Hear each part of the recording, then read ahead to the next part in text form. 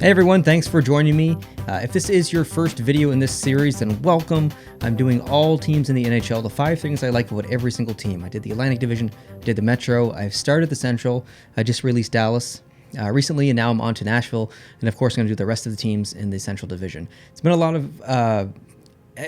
of work to put these videos together, but it's been a lot of fun too. I love thinking about different things about different teams to try and remove that negative stigma, I guess, that I have of certain teams. There aren't a lot that come with Nashville, and of course, obviously, I'm going to talk about Nashville in this video. But there are definitely some. But the good things about Nashville are way up here for me. The bad things are way there's so many more good things to talk about Nashville about. The list is hard to cherry pick through. I could probably pick 15 different things about Nashville that I really like, but I'm only going to do 5 in this video. So thanks for joining me, and let's go. Here are the 5 things that I like about the Nashville Predators. Number 1, the fans. I think every team around the league has an example of good fans in certain situations, but every so often fans of a team elevate a team to a different status, and I kind of feel like the fans of Nashville have kind of done that for the team. It all started a couple of years ago when they went on that big playoff run to the finals against Pittsburgh. The fans just transformed that city, and that I don't want to say they transformed the fan base, but they transformed the experience of going to a game in Nashville. I've never been to a game in Nashville. I would love to go someday, but from an outsider looking in on TV, from the stories that I read, from the behind-the-scenes videos, from the personal vlogs and stuff of people who actually went to the games and had the experiences and shared them with us, it looks like an amazing place to watch a game, and not so much to watch the actual Nashville Predators, but to experience the atmosphere in the Bridgestone Arena, to experience the rest of the fans, the specific chants that they have, which are amazing. They do a funny one about the goalies and stuff and try and make them feel bad. That happens in other arenas and for other teams around the league, but there's a lot of it in Nashville. And on the other side, you could say, well, the fans are really annoying and they shouldn't be doing that and whatever. It is subjective. I really like it. I personally really like it. I think it's awesome. I really like the fans in Nashville. I've never really had a bad experience with any Nashville fan. There was only one that I can kind of think of, and it was pretty minor. Other than that, I've been treated great by the Nashville Predators fans, and I can't wait to go see a game there and meet some of their fan base in person. Number 2, the arena. Now, I kind of spoke a little bit about it in the first one, but I really wanted to split this up. I didn't want the arena and the fans to be the same thing, because they are, but they're not at the same time. The Bridgestone Arena is an absolutely beautiful building inside and out. I've watched so many videos and looked at so many pictures of this arena. It is in the top 5 arenas that I want to visit someday. They do cool things during the playoffs, like when they played the Jets the other year, they brought in a plane, and I mean, it wasn't a jet, it was a propeller plane, but whatever. But they brought in a plane for people to smash up Smashville. It's a really cool experience it looks like a really cool experience to go to a game there. Just the whole atmosphere of that building looks incredible. I'm almost a little nervous to go, because I've been lucky enough to go to some other games in some other arenas and some amazing atmospheres, and I'm kind of scared that this one might take the cake for me. And I kind of don't want it to, because I hold those other ones so high in experiences for me. But I mean, that building and that arena looks awesome. Number 3, connection to country music. Now, this one is about country music, but really it's more specifically about music in general, not necessarily country music.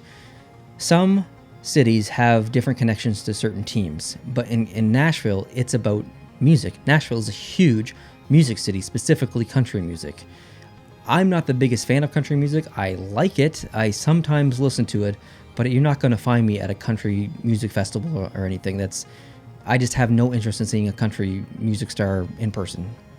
However, if it's on the radio, I will listen to country music and stuff, and the odd time I'll go actually looking for country music. But I think it's cool that a team has a relationship with a certain aspect of the city that's not hockey related. So some cities have relationships because there's an NFL team, and then there's an NHL team in the same city, and they kind of share certain things, and they go to the same events and stuff, whereas music really doesn't have anything to do with hockey whatsoever. They're two completely different things, both entertainment, but both come together in a pretty nice way.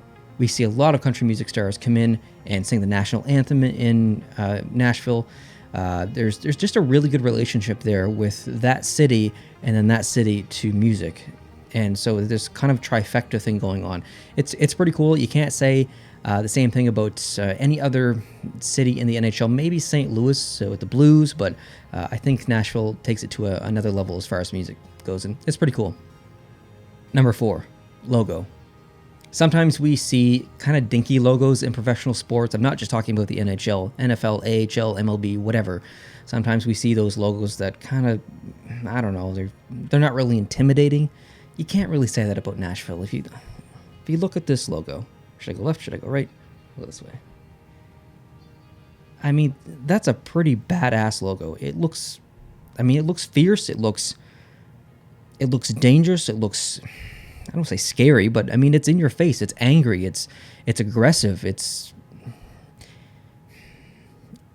I'm trying to think of other logos in the league that kind of has that fierce, just like, I want to scare you type feel to it. And Nashville's got to be up there in the top. I mean, the San Jose Shark one is pretty cool and intimidating, but this Nashville Predators one is great. I absolutely love the logo. I love previous renditions of the logo that they had. If they change it in the future, as long as they keep it in the same basic feel, I'm probably going to like it. I like the secondary logos that they use. I just really think aesthetically they have one of the best logo combinations in the entire NHL and in professional sports. I love it.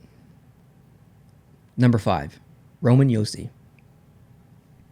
I'm wearing his jersey right now, Roman JOSI. This one was the tough one for me because there's a lot of players on Nashville that I really genuinely enjoy watching play. So, I mean, this list could be 10 plus of just me adding additional names and talking about each specific player. But I chose Roman JOSI because he reminds me a lot of some other captains around the league that I really like. I've seen Roman JOSI be the cool, calm, and collected JOSI, where he maybe takes a negative experience and doesn't and explode emotionally, or he doesn't overreact to a situation where he's very calm. I've seen Roman JOSI fight. I've seen him lay big hits. I've seen him overreact and get super angry and completely... in situations where he's right. He should be angry. He should be upset. Just personally, and how he reacts and involves himself in certain situations on the ice and with his team, I think he's a really, really good leader. I think he's very underrated. Probably one of the most underrated captains in the NHL. I can't imagine Nashville having any other better replacement from Shea Weber than Roman JOSI. I really, really like JOSI, and I think a lot of Nashville Predators fans like him as well. All right, guys, thank you very much for watching this video. I really appreciate it. If you haven't seen the previous videos in this series that I've done on the Atlantic, the Metro, and the Dallas when I posted a couple days ago, I'd love it if you could go watch those. And make sure you hit the subscribe button down below, because I'm going to be continuing this series on, finishing this division, and also doing the Pacific Division after this. So there's at least 12 to 15 videos coming up in the next couple of weeks, so I would love it if you could join me for those. So subscribe down below if you're not already. Otherwise, I will catch you in the next video. Adios.